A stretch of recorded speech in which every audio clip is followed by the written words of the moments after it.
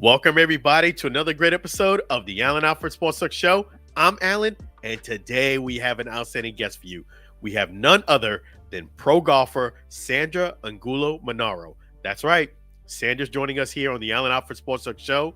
I had the pleasure of meeting Sandra at an outstanding golf tournament hosted by Larry Mitchell of the CFBDC. So we're going to go ahead and get to know Sandra, get to know her journey, and a lot more here on the Alford Sports Talk Show. But before we get started, let's go ahead and thank our wonderful sponsor. I want to thank our great sponsor, Chef G's Florida Barbecue Sauce. So delicious and addicting, you may need a support group. Feel free to visit Chef G's right here in beautiful Tampa, Florida at 301 South 22nd Street, Tampa, Florida. And if you can't come down to Tampa, that's okay. You can feel free to visit Chef G's right here at FLBBQSauce.com. Again, it's FLBBQSauce.com. Don't forget that sauce. So we're going to go ahead and bring Sandra on right now. Let's go ahead and get started on an outstanding show here on the Alford Sports Talk Show. Let's go. Right, so we're joined by a wonderful guest here on the Alford Sports Talk Show. We have a pro golfer, Sandra Angulo Minarro, and she's going to tell us a lot about herself. So we'll start right there. Why golf, of all sports, that you decided to get started in golf? You know, Alan, that I have asked myself the same question. First of all, thank you so much for having me in your show. It's very interesting that you started with that question because I come from a family that nobody plays golf. Golf is seen, I grew up in Mexico, and golf is very stereotype of being an elite sport and also very challenging, right? But I not anybody that plays golf. It's very rare that I end up playing golf. But I got introduced when I was 9 years old. I got enrolled in a summer camp, and they teach us all the sports. And we were just basically on the driving range, and I was able to hit the ball, have contact, and I could just see some of the other kids struggling just to hit the ball. So I thought I was amazing. Obviously, golf is way more complex than just hitting the ball. But so I came home and I was just so excited that I just wanted to start learning because I'm very competitive and I just wanted to continue developing more skills. And my parents were not that thrilled about it because one, golf equipment is very expensive with lessons. And then the other thing is both of them worked. So who is gonna go to the golf course with me, right? So there were a lot of things that presented, but I finished my summer camp. And at the end of that summer, one of my uncles, I was at his house and he had a very old set of clubs that has been used in years, a good 15 years that nobody has touched them. I mean, the woods were from wood. They were Wilson, I remember perfectly. And I would just keep staring. And then he noticed that, and my mom shared that I got introduced to golf, and he's like, well, if you want those clubs, they're yours. So my mom was like, oh my God, no, don't encourage this. So we end up cutting those clubs, and that's how I started, you know, but it was very, very random per se in terms because I didn't have anybody close to me that had that love for the game. And I'm so blessed it happened because it has really opened me so many doors and has provided me so many friendships and travel. So it's in my education. So it really has been a huge impact in my life. Yeah, that's amazing how you got started. And in Mexico, is golf very popular in the country of Mexico? Now it has changed. I feel Lorena changed everything for us because obviously she reached to the LPGA, but also she became number one for 148 weeks in a row. I mean, that's incredible. So by her being number one and bringing some LPGA events to Mexico and also the PGA Tour coming, we started with the WGC in Mexico City, but then it just become the Mexican Open and alliance with the PGA Tour in Mayacoba, and nowadays in Vidanta, we saw it last week. But I'm just saying, like, the culture has been changing by all of that. I mean, you see it on the men's side, there's so many good players as well, Abraham Anser, Alvaro Ortiz. So it has changed totally by bringing those events because I haven't never attended home to a professional event, but I know that the people didn't know exactly. We're so used to go to the soccer stadium, right? To have like noise and cheer and all that stuff. And that happens in golf too, but not necessarily when they're hitting. So just to kind of educate the spectators and know what a great honor to have some amazing athletes in our country.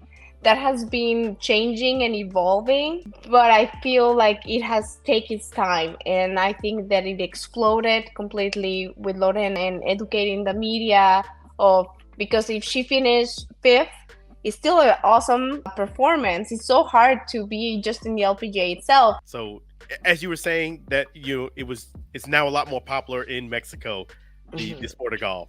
So Yes. that's great. And I forgot to mention, but now we have the first tee, and there's girls golf. Like, so it's actually changing. That you don't have to belong to a golf course to be introduced to golf. So that's huge. Yeah, that is. One thing playing golf, but it's another thing playing professionally. At one point, Sarah, did you say, I'm actually good enough to play professionally? Was there a moment for you to say, you know what, I can do this professionally? That's a great question, Alan. I feel like when I was in college, I went to North Carolina. So the weather we get a little bit of everything, right? But it gets really cold and rainy sometimes. And we were practicing even in the worst conditions. Like, there could be snow and coach will find a way of us hitting shots in the woods and stuff like that. So by having to be a good player to be on the lineup, and the fact that we were practicing even when we were not wanting to, it's not the ideal to be practicing. That's when my hunger to improve, like, oh my God, I love this challenge. I love the fact that I have to be better in order to be in that lineup. I love to work harder, because I feel at some point in Mexico when I grew up, it was so competitive as a junior, but then as you start growing up, people start doing different things. You start going out, your friends are doing different things. So sometimes you lose that focus. And there were fewer girls. And so that competitiveness is not still there. And it's not as you don't get that hungry of like, I want to be practicing, I want to be better. So when I was in college, I got that warm of like, I feel like I want to do this. And not most because of I have no idea what it takes to be a professional, but I just know that I enjoyed putting the time. Yeah. So that's good that competition and that challenge drove you to be better, and it led to some beautiful things. With you playing golf, what is it the first thing you think about when you're hitting like an approach shot? I watched you hit an approach shot at the golf tournament where I met you at, and you seem to line up your shot and make sure you thought about what you're doing before you actually hit the ball. Think about your thought process when you're walking up to a shot to hit an approach shot. Yeah, so once I already made that decision of whether it's yards, wind, all my calculations and stuff, and I'm just stepping up to the ball. I do like to be standing behind, because I want to visualize what my intention is. Always, it's important to have a clear intention on what you want to do. And I just commit to, especially in my rehearsal, of one swing thought. That it might change. I have to go swing thoughts, but also depending on what I'm working on my swing. But just like once I already visualize and I almost feel it, what I want to do, I step to the ball, look at my target, and just commit to it. It does help me to have that swing thought while I swing. But sometimes your mind is so quiet and you just let the athlete perform, and that's not like, you don't need that swing per se. But for the most of my shots, either I really feel it on my practice swing or while I'm swinging, but just try to keep it simple. Yeah, and that's the thing that a lot of golfers kind of miss, is staying committed to the shot. Talk about that process, that when you visualize a shot, that you stay committed to it the whole way through. Yeah, it's funny. I've been very blessed to have good instructors, especially when I turned pro, because in Mexico I didn't really have a whole lot of guidance, but I do remember one of my coaches said, if you're gonna miss it good. So your misses are always gonna be better if you follow through, if you commit it, if you hit it with that determination. A lot of the times impact happens first. So if it's not exactly what we were expecting, we tend to quit. So if we really commit to that, finishing in balance, following through, our misses are gonna be in play and are gonna be better. Might not be perfect, which is still really hard to have a lot of perfect shots in one round of golf, but at least they're gonna be there. So I try to have that as my goal of like, I'm really, if I'm gonna miss it, I'm gonna miss it good. It's not because of fear or like trying to control it, or no, you have to have that commitment. Yeah, you gotta go for it all the way. And I know you mentioned a lot of great things you love about golf. What are some of the things that you wish that maybe golf didn't have, or you don't like about golf? Well, it's challenging itself. I think it has its both sides, because sometimes I hate it because it's hard, but that also I love the fact that it challenges and you learn a lot about yourself. It's just crazy how powerful the mind is in golf. I know it's hard itself to hit the ball, and you need to have the right fundamentals and all that. I'm not discarding that. That's super important. However, especially when you come to a level that you're playing competitiveness and stuff, even if you don't have your great perfect golf or we're striving, the mental side is so powerful to being able to manage those adversities on the golf course and being able to stay present every shot. So I think it's hard, but all the things that rewarding of like fighting through is something it's hard to compare to as well.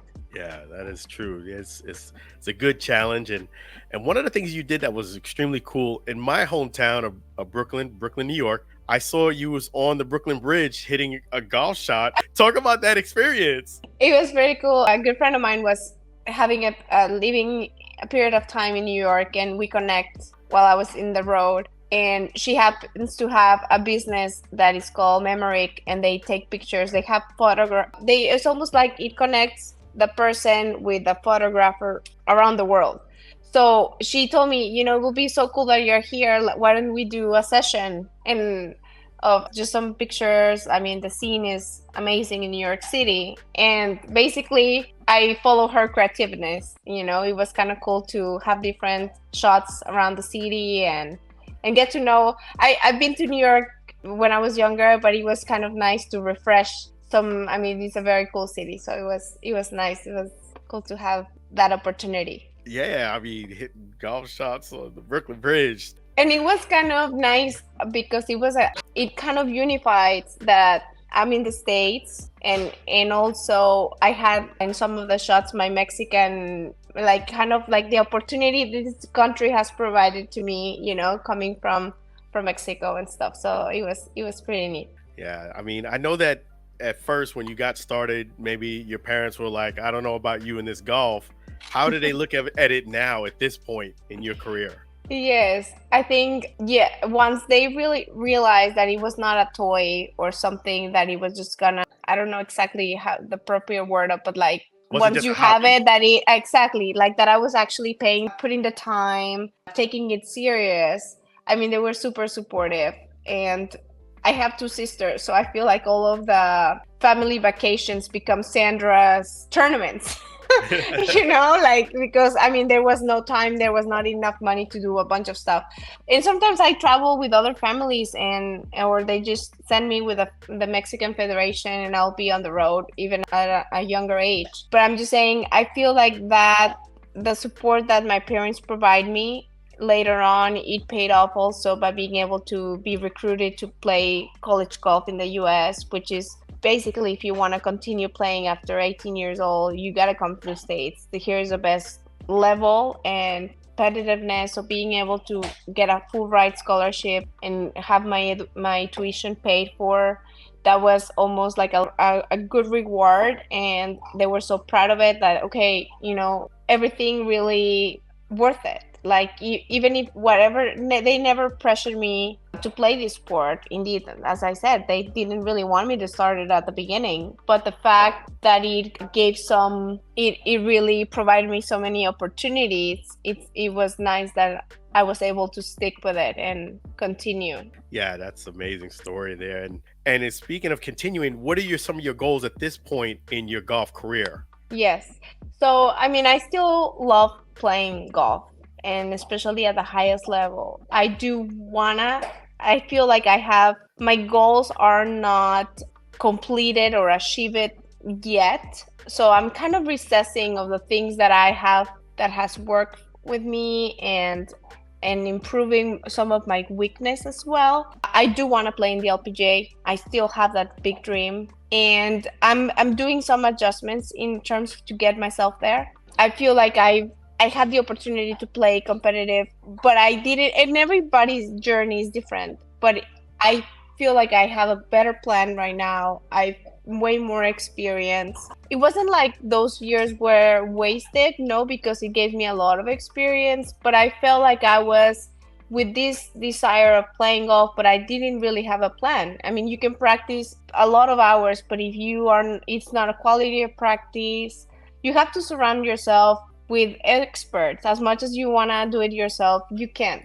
You know, it's you have to, you will save yourself a lot of time. And I've been fortunate during these years that I've been able to do that, and I feel like in a better place.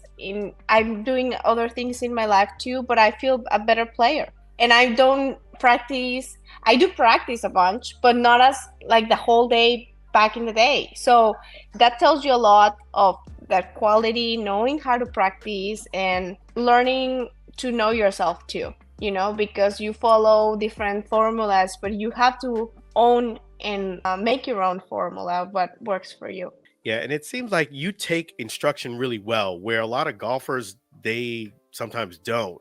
Talk about that mindset of, if you are talking to an expert and they're giving you advice, that you're actually receptive to take their advice. Yes, I feel it's important to ask questions to know why you're doing that, and that helps you to being able to trust, right? But also, I if we in golf, what I notice that comfortable is not necessarily right.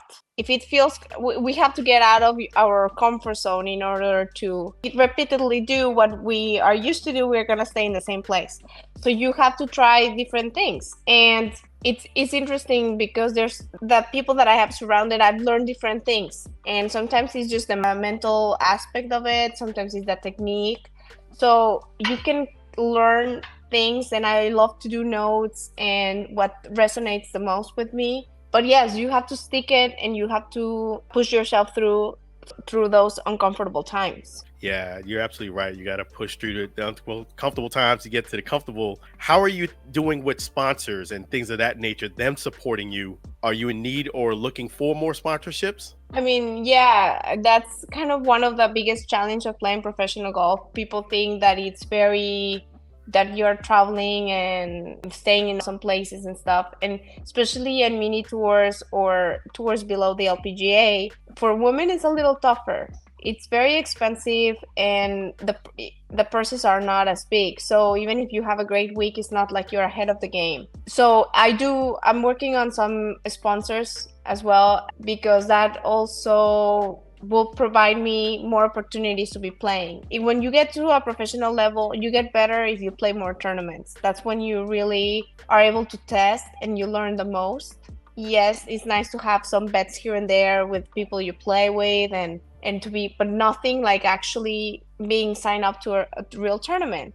So one of the things that I'm focusing the most while I'm recessing is, I mean, I would love to have that support so I can have that mental freedom of like, I'm just there because I'm playing golf. I'm not stressed about my bills, or, you know, golf itself is already challenging. So when you add up everything and you're just relying on your performance on that week, it's hard. And I admire a lot of the players like Lee Trevino, that they didn't have anything in their pockets and they were able to succeed. I mean, it's just incredible how they were wired up. I feel like it's way harder when you are just depending on your performance. Yeah, you're absolutely right. You know, you got to let your game speak for itself. And I have to ask you, before I let you go, is, as a female golfer, when you see other female golfers maybe getting attention on the golf course that are not about just playing, maybe their appearance and things of that nature, as another female golfer who's taking it seriously, What are your opinions on that? So we're from one female golfer that is not taking serious, but you in what is scenario? Like in a tournament, Oh, in on Instagram, we see, uh, female golfers, they're getting attention for other things outside of just playing the game, their mhm. outfits, how revealing they are, things of that nature. What are your thoughts as a female golfer who's really serious like yourself when you see things like that? Yeah, I mean, I feel like everybody has different goals, right? I feel social media has changed a ton and it has provided a lot of people to live through advertising, clothing. So, and they do it a great job, but it's a full-time job of actually being creative and putting content out there and stuff. So, it's harder when I feel when I can just speak for myself, but when I have a busy day and I'm just practicing, teaching a little bit, doing some charity events, it's harder. It's almost a lot. I do go through social media, but at the same time, putting content, I need to do a better job on that. I have to admit, but it takes a lot of work and so hats off to people that are very creative and do that. But I feel like their goals are different. Like they are more interested in helping promoting other brands and stuff. So I just feel there's not right or wrong. It's just we have different goals per se. I've been very fortunate that some people have supported me in the past, and if I'm using their cloth lighting, I try to put it out there, stuff like that. When I have that commitment and I'm representing a brand, yes, I feel like it's a huge responsibility and you have to help them in any way you can. Yes. So yeah, it just feels that it just depends on our goals and yeah, and what you wanna transmit, right? Yeah, that's right. And I know that you mentioned you need to do a better job with that, with content. How can sponsors and fans follow you and the best way to keep up with you? Yeah, well, I do have social media, and my handlings are at Sandra, my name Sandra, and my last name Angulo Angulo. That's my handling for Twitter and well now X and Instagram. But I mean, yes, people can reach me through. I do try to check it. I mean, I check it mostly every day, so it's not like I stay away from social media. I do consume it, but I just even just consuming is a lot of time. So it's just like I try to stay sometimes away from it just because you start scrolling and you can be there for a long time. But yes, people can reach out to me through there and I'll be happy to help any way I can as Oh, well. that's fantastic. We so delighted to have Sandra Angulo Minarro from Mexico joining us here on the Alan Alford Sports Talk Show. It's been an honor and pleasure, and we wish you a ton of success. I'm going to make sure I follow you on all social media platforms. So continue, hitting them long and straight. No, I thank you so much for the time, for your space, Alan. It was very nice meeting you at the tournament, and I appreciate you giving me this space to get to know me. Oh, yes, absolutely. You're more than welcome. My pleasure. Thank you.